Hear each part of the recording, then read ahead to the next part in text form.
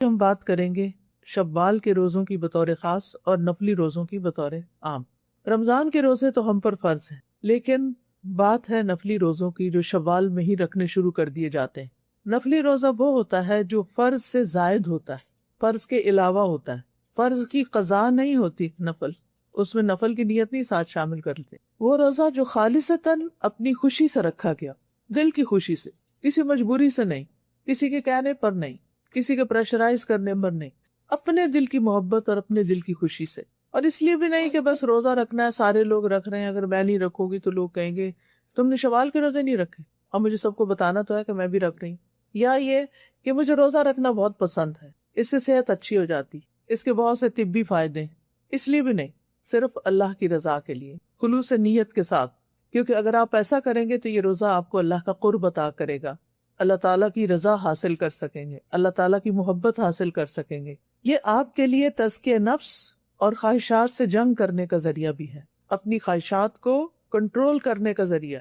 یہ ہوا تھا نا قرآن مجید میں، وَنَهَا النَّفْسَ عَنِ الْهَوَىٰ فَإِنَّ الْجَنَّةَ هِيَ الْمَأْوَىٰ۔ جس نے اپنے نفس کو خواہش سے روک لیا تو جنت اس کا ٹھکانہ ہو۔ تو روزے میں انسان اپنی خواہشات کو کنٹرول کرتا ہے، اور اس کے ساتھ ساتھ پھر وسیع اجر بھی ملتا ہے اللہ تعالیٰ سے۔ روزہ جہنم کی آگ سے 70 برس دور کرنے والا عمل ہے۔ صحیح مسلم کی روایت میں آتا ہے، ابو سعید خدری سے روایت ہے کہ رسول اللہ صلی اللہ علیہ وسلم نے فرمایا، جو بندہ بھی اللہ تعالیٰ کے راستے میں ایک دن روزہ رکھتا ہے، ایک دن، اللہ تعالیٰ اس دن کی وجہ سے اس کے چہرے کو 70 برس کی مسافت تک آگ سے دور کر دیتا ہے۔ یعنی اتنا دور جہنم سے ہو جاتا ہے انسان جب ایک دن بھی اللہ کی خاطر روزہ رکھتا ہے، اور جہنم کی گہرائی بھی 70 سال کی مسافت کے برابر ہے۔ ابو ہریرہ کہتے ہیں کہ قسم ہے اس ذات کی جس کے ہاتھ میں ابو ہریرہ کی جان ہے، بے شک جہنم کی گہرائی 70 سال کی مسافت کے برابر ہے۔ یعنی جہنم کے اندر اگر کوئی چیز پھینکی جائے تو تہ تک پہنچنے میں اس چیز کو کتنے سال لگتے ہیں؟ 70 سال لگتے ہیں۔ اتنی گہری یا ڈونگی ہے جہنم، اندر ہے۔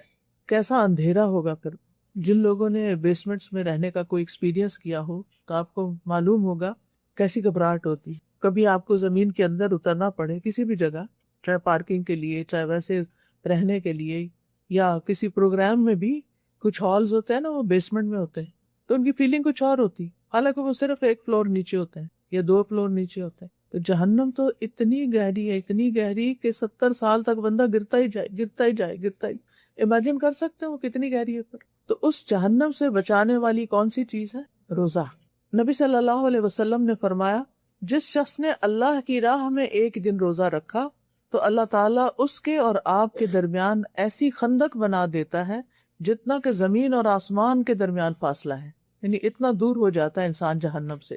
اسی طرح ایک اور حدیث میں آتا ہے، رسول اللہ صلی اللہ علیہ وسلم نے فرمایا، روزہ ڈھال ہے اور یہ مومن کے قلعوں میں سے ایک قلعہ ہے۔ قلعے میں انسان کیوں جاتا ہے، کب جاتا ہے؟ دشمن سے بچنے کے لیے۔ تو ہمارا سب سے بڑا دشمن کون؟ شیطان، اور اس کے بعد خود ہمارا اپنا نفس، ان النفس لامارۃ بالسوء۔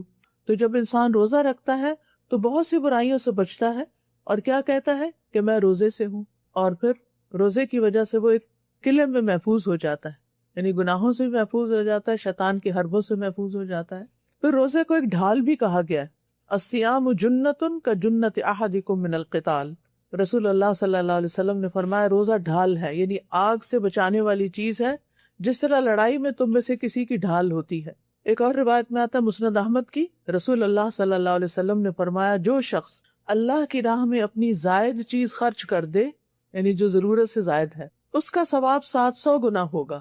جو اپنی ذات اور اپنے اہل خانہ پر خرچ کرے، یا کسی بیمار کی عیادت کرے، یا کسی تکلیف دہ چیز کو راستے سے ہٹا دے، تو ہر نیکی کا بدلہ اس جیسی 10 نیکیاں ہوں گی۔ اور روزہ ڈھال ہے بشرطے کہ انسان اسے پھاڑ نہ دے۔ پھاڑتا کیسے؟ گناہ کر کے، غلط کام کر کے۔ نفلی عبادات تو بہت سی ہیں، لیکن روزے جیسا کوئی عمل نہیں۔ حدیث میں آتا ہے، ابو امامہ کہتے ہیں، میں رسول اللہ صلی اللہ علیہ وسلم کے پاس حاضر ہوا اور میں نے عرض کیا، مجھے ایسی چیز کا حکم دیجئے جو میں آپ سے حاصل کر لوں۔ آپ نے فرمایا، روزہ رکھا کرو، کیونکہ اس جیسی کوئی چیز نہیں، یعنی ایسی نیکی ہے کہ کوئی اور چیز اس کا مقابلہ نہیں کر سکتی۔ اور ابو امامہ ہی کی ایک روایت اور میں جو تفصیل سے آتی ہے، ابو امامہ کہتے ہیں کہ رسول اللہ صلی اللہ علیہ وسلم نے ایک لشکر ترتیب دیا تو میں آپ کی